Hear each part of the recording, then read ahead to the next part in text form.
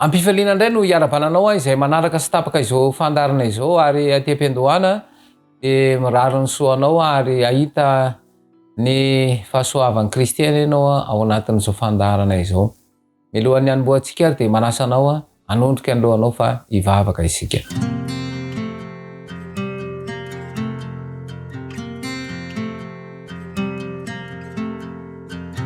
Raha izay any an-danitro ianao lay raina aly lanitra sy ny tany, tombotombo mpanjaka ny mpanjaka may fanjavatra rehetra, atolotra ho anao ihany ny dera sy ny laza ary ny voninahitra mandrakizay. Ny tsy fahafezana ny fisainana ka mahatonga anay anao tena trano tanana fona aminao zany ankehitriny misaotra anao Jesosy raha mbola nomenao ity fotoana ity indray ahafahana miaraka eto ny fahazavan-tsaina avy amin'ny fanahy masina ny zava-masaina fanampatrany sitrapo ary tario izay anaiky izany ka hitondra fiainam-baovao anay ny teny amin'ny anaranao Jesosy Kristy no mivavaka. Amen.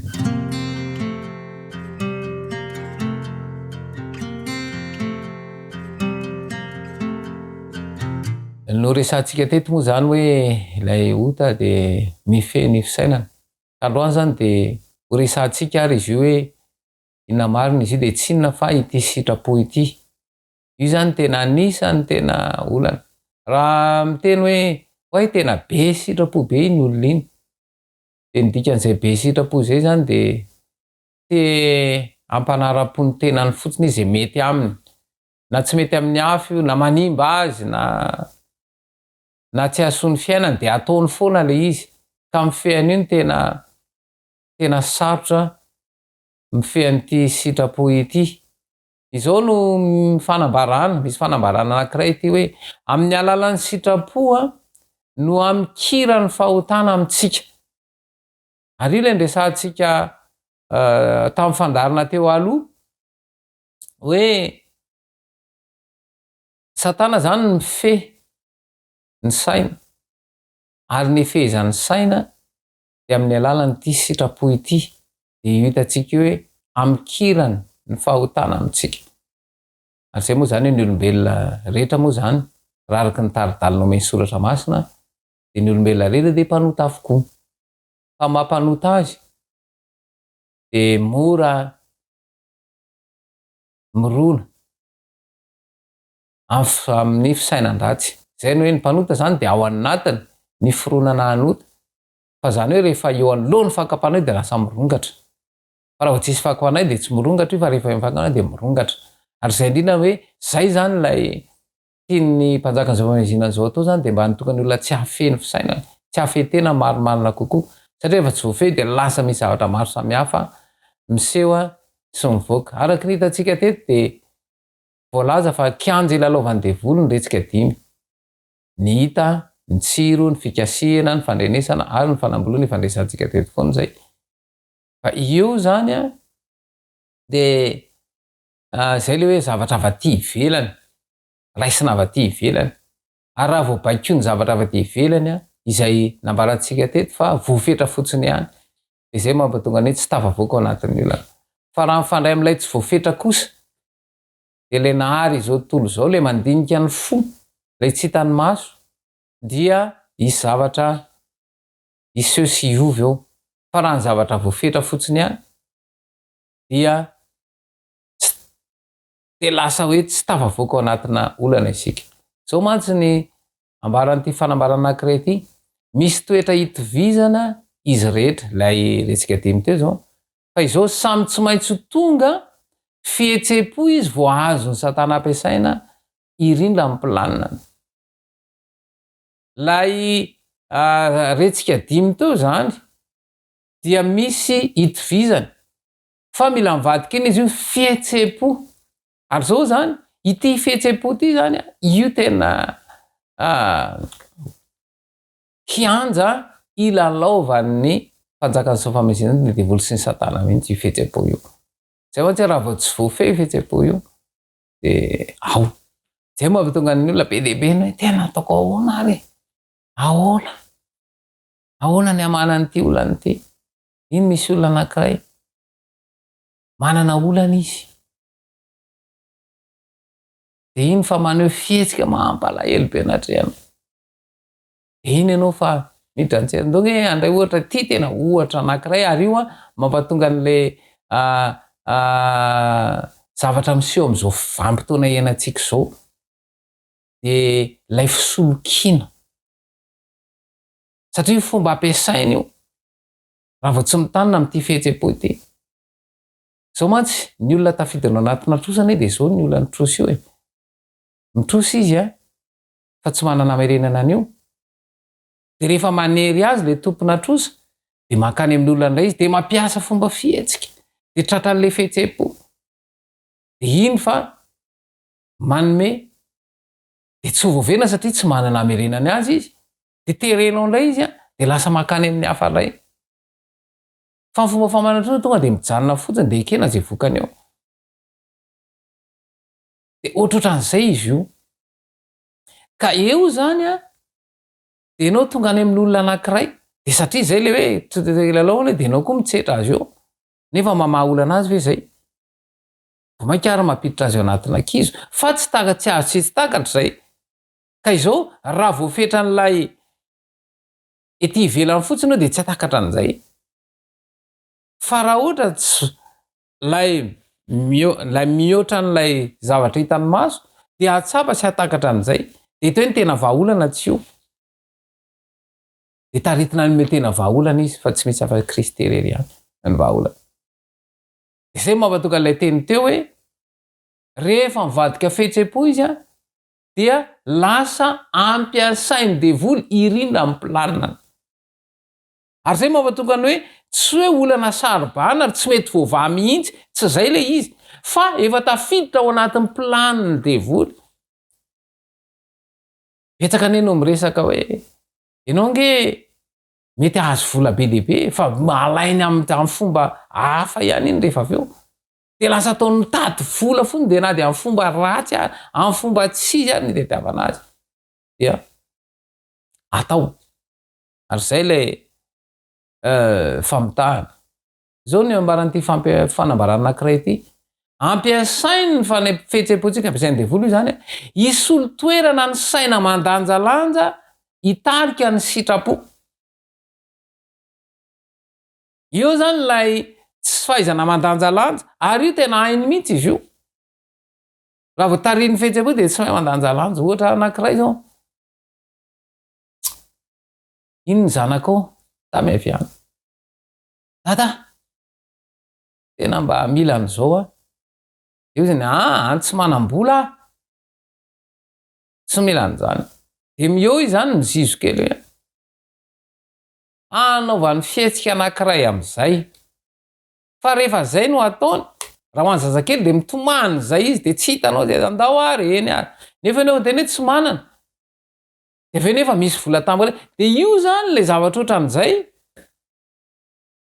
de lalaoviny ao anatiny zay zavatra zay tsy maintsy asiny fotoana anankiray raha ty manaiky io rehefa ty nanaovana azy anankiray ohatra anankiray hoe raha angatahana ohatra zany zao raha isika ho an'ireny hoe mpisotro reny ohatra raha angatahanao vola izy tsy manome fa aloha zay nandao raha mba hividano toka kely fatony izy de mividy tanao ohatran'izay zany le fomba fehezana le fisainana milaza tsy manina ianao fa raha ny fomba anankiray misy fomba de ainy izy io ain'ilay mpanjaka zao famezinany zao io zany zao ny olona ne raha voaresaka vola tonga de tairana de fa voe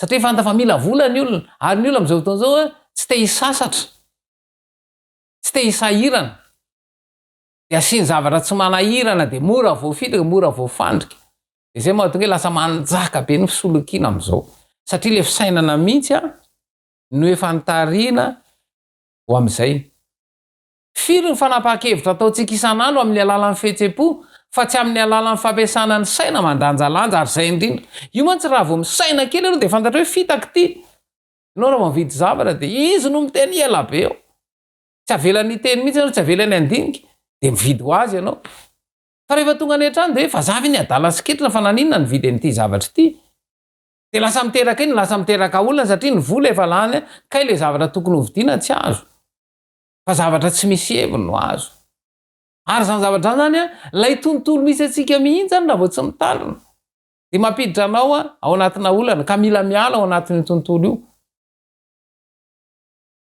rehefa esorintsika tsy ho feheziny satana ny sitrapontsika ka ampileferintsika amin'i Jesosy dia dioviny izany ary averiny amintsika mifamatora ny sitrapony tenany. Zay zany ny vahaolana. Mila manana an'le fahazavantsaina. Devoly mamitaka, izy manajama. Fa Jesosy io fahazavany. Indonge raisitsika ny soratra masina, anamafisitsika an'izany teny izany. Indao raisitsika ny teny ao amin'ny Jaona. Jaona, filazantsarany Jaona zany, toko favalo. Filazantsarany Jaona, toko favalo, dia vakitsika ny andininy fa 12. Jaona, toko valo, andininy fa 12. Jesosy ny teny tamin'io indray ka nanao hoe izao ny fahazavany zao tontolo zao, izay manaraka tsy mandeha amin'ny maizina fa ny fahazavana iny. Zany hoe Kristy ny fahazavany zao tontolo zao, tonga teto amin'ity tontolo ity izy mitondra fahazavana. Le fahazavantsaina. Hiala amin'ilay fitaka, lay fanajambana fangejany fisaina natao mpanjakan'izao famaizinan'izao dia amitaka satria afany mamitaka an'io no mora fitany vo fitaka daholo eny akamalon'ny olona eny. Ianao mahazo zavatra anankiray. Zay tsara zany zao raha hoe efa napetraka zany hoe raha resaka finday zao ny resaka dia tonga dia apetraka fotsiny hoe gamme, smart.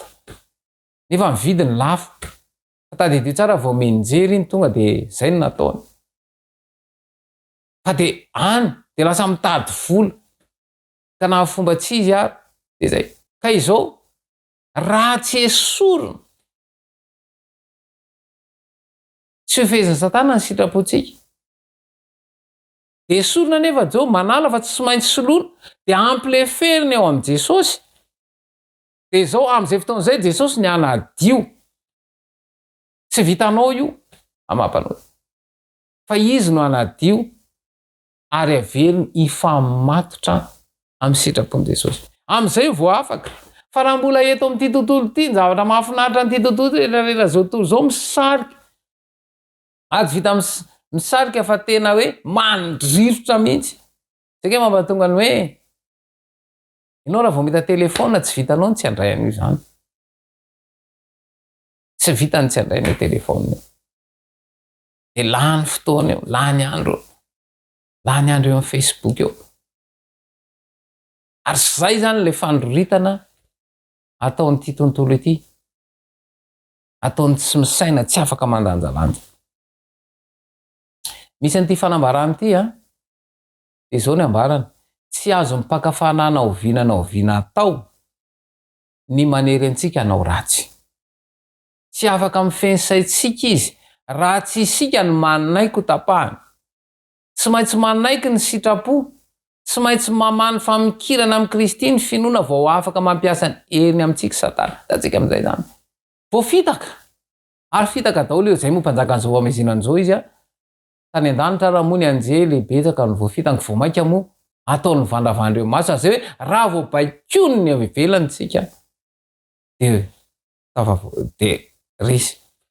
Fa mila lay tsy hitany maso dia tsy iva Jesosy Kristy hanampy anao ary hanafaka. Tsy azo mipakafana na oviana atao ny manery antsika hanao ny ratsy. Tsy afaka mifeny saitsika izy raha tsy isika ny manaiky ho tapahana. Tsy maintsy manaiky ny sitrapo. Tsy maintsy mamany famikirana amin'ny Kristy ny finoana vao afaka mampiasa ny heriny amintsika satana.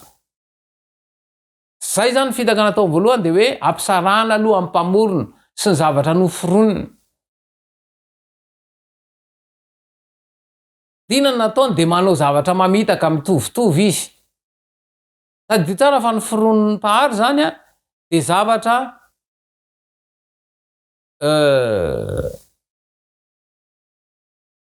mora aloha fa avy eo miova indray. Fa ny tontolo zany zao nametraka an'izao hoe zavatra tonga dia tsy miova mihitsy. Ndao raha isika ohatra ny hoe bozaka. Malaza be zany zao ny syntetika. Dina zany zao ny tenin'ny olona dia any amin'ny syntetika fa tsy any amin'ilay bozaka. Satria bozaka mila karakara, syntetika tsy mila karakara tonga dia io. Ary zay indrindra hoe tsy te hisahirana. Tsy te handany fotoana. Zao ngeny hoe maika. Te hanao zavatra maika. Zavatra rehetra misy fotoana fa tsy hoe za maikamaika zany na maika ary anao ina zatra nitranga tamin'ilay zavatra nataonao maika be teo na zay maika be anao fina mivokany ary eo indrindra ny hoe lay ao amin'io fisainan'io a dia mila mifehy tokony ho azontsika mazava fa afaka manala ny sitrapontsika tsy ho amin'ny Satana isika nefa kosa tsy manan-kery hitahiry izany samy rery zay zany le izy afaka mandray fanapahan-kevitra fa ity hoe tsy manan-kery hitahiry izany a samy rery isika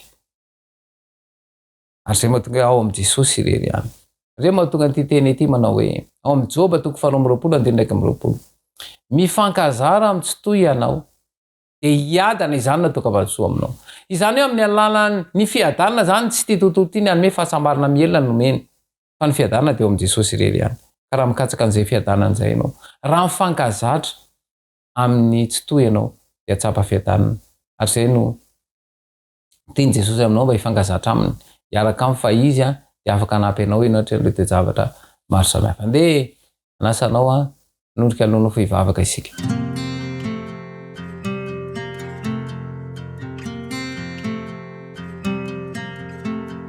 Misaotra hoe Jesosy malala no teny izay mbola nomenao anay tena mangeja tokoa mpanjaka ny zoma-maizinany zao. Afa ao anatin'izany zay Jesosy meo hery afahana miala ao anatin'izany mba tsy ho voafitaka tsy ho voareborebo fa tena mamitaka izy ary zany fitaka izany mampatonga andreo olana sarabana izay mitranga ankehitriny ireo. Dia meo ny herin'ny fanahinao masina ny tsiraray avy raha misy manana olana izay manatrika an'izao fotoana izao dia atao fitsapan'izy ireo fa miditra antsetrana mamahy izany dia ampio izy hidera sy hankalazanao tononona sy angatana aminanao Jesosy Kristy mivavaka. Amen.